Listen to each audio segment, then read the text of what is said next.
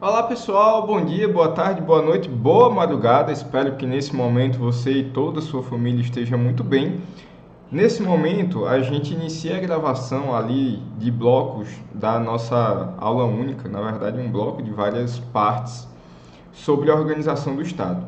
Eu quero que vocês entendam que muito mais do que uma aula para ser cobrada em prova, eu quero transformar essa aula muito mais num bate-papo com vocês, compartilhando aquele material que eu fiz para ficar revisando o assunto de organização do Estado. Então, a única coisa que eu fiz foi transformar o meu caderno nesses slides que eu estou compartilhando com vocês a partir desse momento. Minha base de estudos foram alguns materiais do professor Marcelo Novellini, inclusive seu livro, e o do professor Pedro Lenza, tá bom? Então, desculpem não ficar repetidamente dizendo a teoria do professor tal, a teoria do professor tal, vi isso no livro do professor tal, mas fica aí bem claro para vocês que a base para a formação desse conteúdo são esses dois materiais, tá bom? Vamos para frente. Um sumário organizando com base inclusive no material do professor Novellini. Então, características essenciais do Estado Federativo, soberania versus autonomia, repartição das competências, organização político-administrativa e intervenção nos entes federativos, tá certo? Então, vamos lá. Começando das características essenciais do Estado Federativo. Pessoal, esse assunto ele está ali numa parte limítrofe entre aquela disciplina Teoria Geral do Estado e a disciplina Direito Constitucional. Eu peço que vocês lembrem que tem vários tipos de organização de Estado. Nós temos a possibilidade de um Estado unitário, nós temos a possibilidade de uma descentralização um pouco menor, o que a gente vê, por exemplo, na Espanha, com aquela região autônoma do País Basco. Nós temos uma França como um tipo de Estado unitário, e nós temos também as federações. Provavelmente vocês devem estar acompanhando, hoje é dia 9 de novembro, quando eu estou gravando essa aula de 2020, está, na verdade, ainda rolando ali as discussões das eleições nos Estados Unidos da América, onde provavelmente o candidato Joe Biden foi eleito, perdendo ali o Donald Trump por uma diferença de votos muito pequena. Mas ficou muito patente nesses dias a discussão daquela organização. Nós temos o que um dia foi uma confederação, uma reunião de estados independentes e soberanos que se uniram ali no intuito de resolver algumas pendências em comum, que depois acabaram se unindo e formando uma confederação que passou a ser uma federação. Então nós temos uma união de estados federados e os estados autônomos entre si. Nos Estados Unidos, vocês devem ter percebido que a autonomia dos estados poderia dizer assim, bem mais ampla do que acontece no Brasil. Cada um, inclusive, ali com uma legislação eleitoral própria, o que nós não temos no nosso país, e nem estou dizendo que é melhor de um jeito ou de outro. Mas, de fato, a Federação Brasileira ela tem algumas diferenças dessa Federação estadunidense. Então, a primeira coisa que eu vou abordar com vocês é exatamente essa essência do Estado Federativo, porque a nossa Constituição, lá no artigo 1º, diz que a República Democrática do Brasil é formada pela união indissolúvel de estados e municípios. Então, nós adotamos para nós um Estado federado, tá bom? República Federativa. A descentralização, então, político-administrativa fixada pela Constituição. A Constituição, claro, como aquele documento que vai criar aquele Estado. Nossa Constituição, então, de 1988, criou a República Democrática do Brasil, tá certo? Estado Democrático de Direito, tal e tal. Então, vamos lá. A descentralização política é aquela voltada para uma tomada de decisões, como, por exemplo, a sua produção de leis. Então, uma federação, ela vai ser formada ali por uma união de estados federativos autônomos.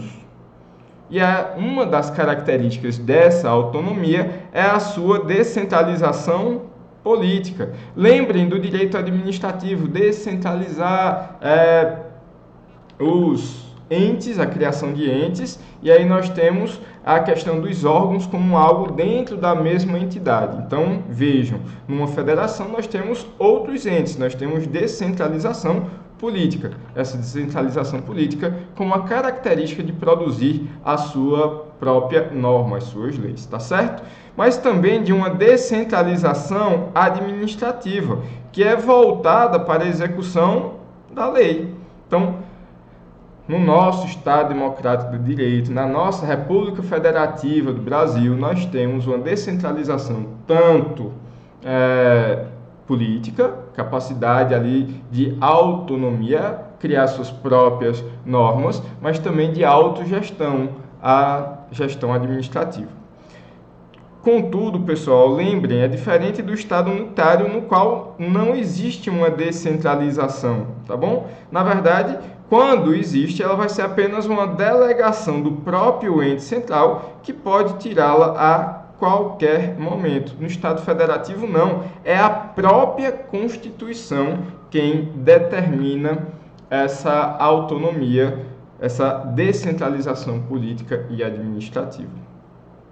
Além do mais, pessoal, é interessante dizer que outra característica dos Estados federados, ou, na verdade, dos Estados federativos, é a questão da participação das vontades parciais na formação da vontade nacional. Então, na Federação Brasileira, por exemplo, a participação dos Estados acontece pelo Senado. Então, vocês já devem estar acostumados com esse desenho aqui, lá do Niemeyer, não é isso? Nós temos a Câmara dos Deputados, com o círculo voltado para cima, e nós temos o Senado Federal. A Câmara dos Deputados, nós temos representações do povo. No Senado Federal, nós temos a representação da vontade dos Estados federados, tá bom? Cuidado, pessoal, porque uma crítica, inclusive que o José Afonso da Silva, autor que eu gosto bastante, eu estudei em parte durante minha graduação pelo José Afonso da Silva, ele defende que o Brasil não seria um Estado federado, na verdade, ou então que a nossa federação é muito diferente das outras. Por quê? A República Democrática do Brasil é constituída pela união indissolúvel de estados e municípios. Isso não existe em qualquer outra federação. Vocês devem ter visto de novo, eleições dos Estados Unidos. Ah, o estado de Nevada, aí tem o condado de não sei aonde. Ok. Então, o condado é uma unidade ali que não goza de autonomia, ela está abaixo do estado mesmo, hierarquicamente. No Brasil, não. Em tese, os municípios também são entidades federativas. Acontece que na nossa República Democrática do Brasil, federativa brasileira, nós não temos uma participação direta dos municípios na vontade da União. E isso é uma das críticas que o José Afonso da Silva faz. Então, cuidado, os municípios são sim considerados entes federativos pelo próprio constituinte originário, mas eles não têm esse poder de formar a vontade da União. Tenham cuidado quanto a isso. A terceira característica que a gente aborda é a de auto-organização dos Estados-membros. Então, os Estados se auto-organizam pelas suas próprias constituições estaduais.